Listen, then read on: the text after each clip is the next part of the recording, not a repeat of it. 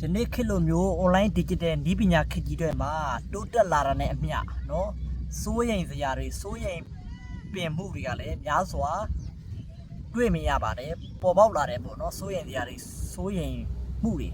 နော်အဲ့ဒါကြောင့်မို့အထူးပြုစိတ်သိကျင်တယ်ယနေ့လိုမျိုး online digital နည်းပညာခေတ်ကြီးတွေမှာ online တခိုးတွေ hacker တွေ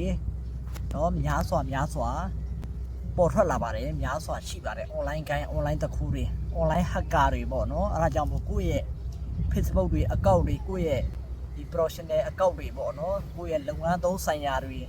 လုပ်ငန်းသုံးဆိုင်ရာအချက်လက်တွေနော်ကိုယ့်ရဲ့ information တွေကို online တွေပေါ်မှာအလွယ်တကူရှောက်မတင်ကြပါနဲ့နော် online တွေပေါ်မှာအလွယ်တကူရှောက်မတင်ကြပါနဲ့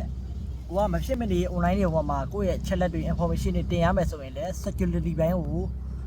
လုံခြုံအောင်စိတ်ချရအောင်လုပ်ဆောင်ထားဖို့လိုပါတယ်ဒါကြောင့်ခုလိုမျိုးကိုယ့်ရဲ့ comment တွေကိုယ့်ရဲ့ video တွေအောက်မှာကိုယ့်ရဲ့ပုံတွေအောက်မှာ comment တွေ link တွေတွေ့မယ်ဆိုရင်လာပို့တယ်ဆိုရင်ဇို့မဟုတ် Messenger တို့ website တို့ကနေလည်း